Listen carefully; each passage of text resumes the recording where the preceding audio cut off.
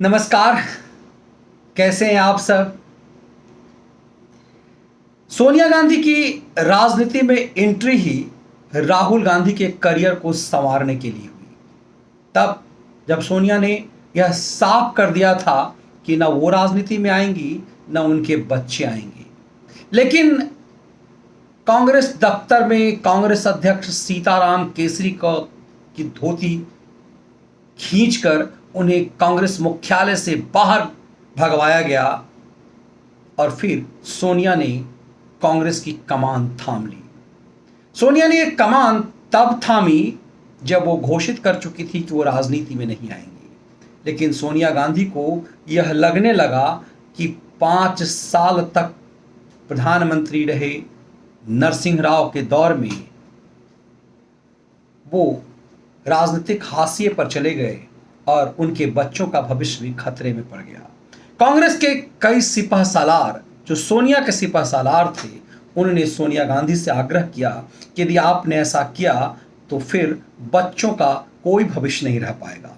तो राहुल के का भविष्य संवारने सोनिया कांग्रेस में आई और ये उम्मीद बांधे कि अब वो देश की प्रधानमंत्री भी बन सकती हैं। फिर उम्मीद जगी, शरद पवार जैसे लोगों ने अड़ंगा लगा दिया, क्योंकि राहुल उस समय बालिग नहीं हुए थे।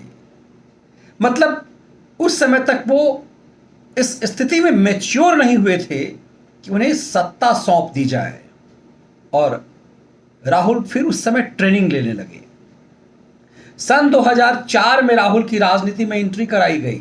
ऐसे में अब 18 साल के राहुल हो गए, मतलब बालिग हो गए। वोट देने का अधिकार इस देश में 18 साल में होता है और बालिग भी 18 साल की उम्र में ही माना जाता है। तो राहुल राजनीतिक रूप से बालिग हो गए। भले उन्हें पप्पू कहा जाता है, उम्र 50 पार कर चुका है, लेकिन वो बालिग हो गए। अब जब राहुल बालिग हुए तो फिर प्रशांत किशोर की एंट्री कराई गई कि राजनीतिक रूप से बालिग हो चुके इस बच्चे के लिए अब राजनीतिक भविष्य तैयार की जाए। कैसे ये प्रधानमंत्री बने, कैसे कांग्रेस का जो पतन हो रहा है, कांग्रेस मुक्त भारत की जो मोदी योजना है उस पर लगाम लगाया जाए, और कैसे कांग्रेस की ज़्यादातर राज्यों में सरकार हो, फिर केंद्र में सरकार हो। राहुल प्रधानमंत्री पद के उम्मीदवार हैं। इसके लिए प्रशांत किशोर को कांग्रेस में लाने की योजना बनी। लंबा मैराथन इसके लिए बैठकें हुई और ये कहा जाने लगा कि 29 अप्रैल को प्रशांत किशोर कांग्रेस में शामिल हो जाएंगे, लेकिन ऐसा हो न सका। 5 दिनों में 6 मैराथन बैठक श्रीमती सोनिया गांधी के साथ हुई। 6 कांग्रेस के कद्दावर नेता अलग अलग बैठकों में शामिल हुए और ये कहा गया कि 2004 से लेकर 2022 में 18 साल में राजनीतिक रूप से बालिग हो चुके राहुल गांधी के लिए कुछ किया जाए। प्रशांत किशोर राहुल गांधी को ढूंढने लगे कि आखिर उन्हीं के लिए तो सब कुछ किया जाना है, तो थोड़ा मंत्रोच्चार उन पे हो जाए। लेकिन राहुल बैंकॉक में थे और यही कारण है कि प्रशांत किशोर को जब पता चला कि राहुल देश में नहीं है, प्रशांत किशोर बिलबिला गए। सिर्फ इस बात को लेकर के नहीं, दरअसल कांग्रेस ये चाहती थी कि प्रशांत किशोर को अहमद पटेल वाली कुर्सी ना मिले। कांग्रेस ये चाहती थी कि प्रशांत किशोर सब कुछ छोड़ करके कांग्रेस के हो जाएं, और लेकिन प्रशांत को लगता था कि सब कुछ करने के बाद भी उनकी साख बची रह पाएगी क्या? क्या इतने गंभीर हैं राहुल गांधी कि उन्हें इसके लिए प्रशांत किशोर अपना सब कुछ दांव पे लगाएं? दरअसल प्रशांत किशोर जब इस पूरे मामले को लेकर के प्रस्तावना दे रहे थे तो टकराहट बढ़ती चली गई। टकराहट इस स्तर तक बढ़ती चली गई कि प्रशांत ने बाद में अपनी चुप्पी तोड़ी और यह कह दिया कि मैंने ईएजी एम्पावर्ड एक्शन ग्रुप की जो बैठक में हिस्सा हमने लिया, पार्टी में शामिल होने के बाद चुनावों की जिम्मेदारी लेने का कांग्रेस का प्रस्ताव हमने ठुकरा दिया। मेरी राय में पार्टी के अंदरूनी समस्याओं को ठीक करने के लिए कांग्रेस को मुझसे ज़्यादा लीडरशिप और मजबूत इच्छा शक्ति की ज़रूरत है। अब जिस इच्छा शक्ति की वो बात कर रहे हैं वो इच्छा शक्ति बैंकॉक में घूम रहा है। मतलब प्रशांत किशोर ने साफ किया कि बैंकॉक में घूमने वाले बालक को प्रधानमंत्री बनाने की यदि आप महत्वाकांक्षा रखती हैं, उसके अंदर इच्छा शक्ति भी तो चाहिए। तो इच्छा शक्ति कैसी है कि पूरी मम्मी पूरी झोंक लगाए हुए है इस बालक को प्रधानमंत्री बनाने के लिए। 2004 में कांग्रेस की सरकार बनी थी जब अटल बिहारी वाजपेयी की सत्ता चली गई। ये माना गया कि अब राजनीतिक रूप से राहुल गांधी की एंट्री कराई जाए। अमेठी से चुनाव लड़ाया गया, जीत भी गए उसी सीट से जिस सीट से उनके पप्पा कभी जीता करते थे, उनके चचा जीता करते थे, और फिर राहुल गांधी भी जीत गए। उत्साह आया, उमंग आया, लेकिन राहुल गांधी थे कि अनुभव लेना था तो उन्हें मंत्रिमंडल में शामिल किया जाना चाहिए था। लेकिन मनमोहन सिंह न 1 में न मनमोहन सिंह 2 में वो शामिल हुए, क्योंकि वे तो राजा थे, तो मंत्रिमंडल के हिस्सा कैसे हो सकते थे। और सोनिया गांधी ने कभी मनमोहन सिंह को प्रधानमंत्री खुद तो माना नहीं। कई ऐसी तस्वीरें सामने हैं जिसमें मनमोहन सिंह उनके घरेलू नौकर की तरह दिखाई देते हैं।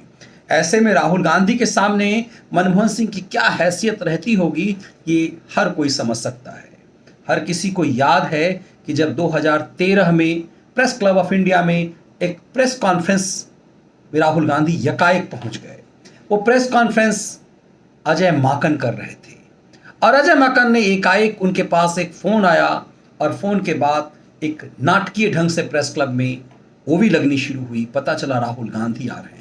राहुल आए और अपनी बांह पर समेटते हुए, आस्तीन समेटते हुए कहा कि मैं ऐसे अध्यादेश को कूड़ेदान में डालता हूं। वह अध्यादेश क्या था? प्रधानमंत्री मनमोहन सिंह ने लालू प्रसाद यादव और चौटाला जैसे नेताओं, भ्रष्ट नेताओं की जिंदगी बचाने के लिए सुप्रीम कोर्ट के एक आदेश को बदलने का फैसला किया था। और उस फैसले के बाद, कैबिनेट के फैसले के बाद, मनमोहन सिंह विदेश यात्रा पर थे। तभी राहुल गांधी के राजनीति को चमकाने के लिए यह स्क्रिप्ट तैयार की गई कि राहुल गांधी भ्रष्टाचार के खिलाफ हैं।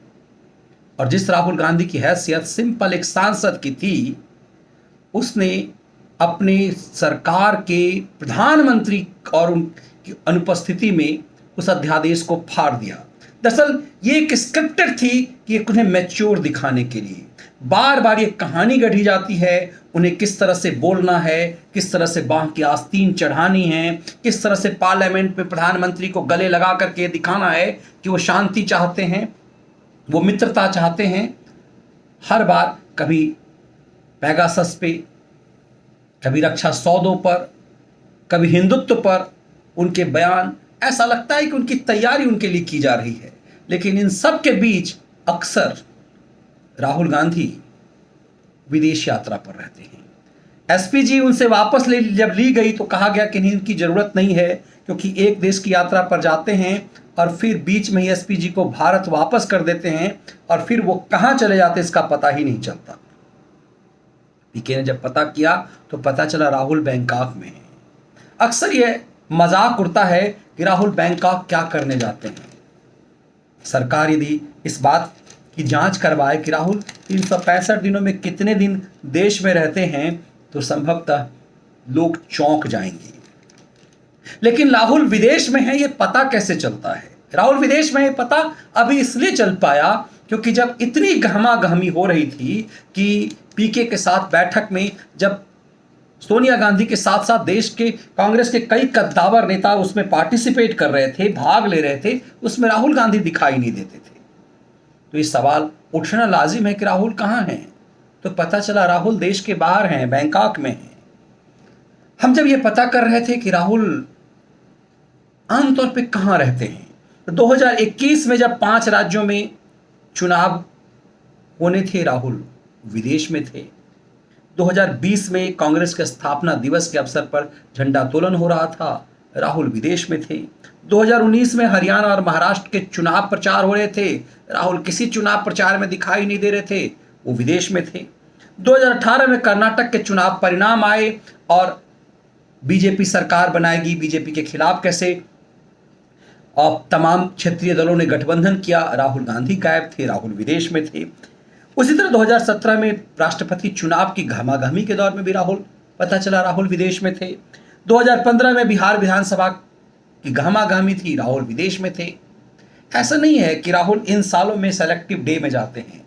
दरअसल ये पता इसलिए चल जाता है कि जब राहुल विदेश में होते हैं और देश में बड़ी बड़ी घटनाएं हो रही होती है तो मीडिया के कैमरे राहुल को ढूंढती है और राहुल देश से गायब होते हैं। तो ऐसे इनएक्टिव, ऐसे निष्क्रिय 50 साल पार खुद को पप्पू कहने वाले राहुल गांधी अब बालिग हो गए हैं, राजनीतिक रूप से बालिग।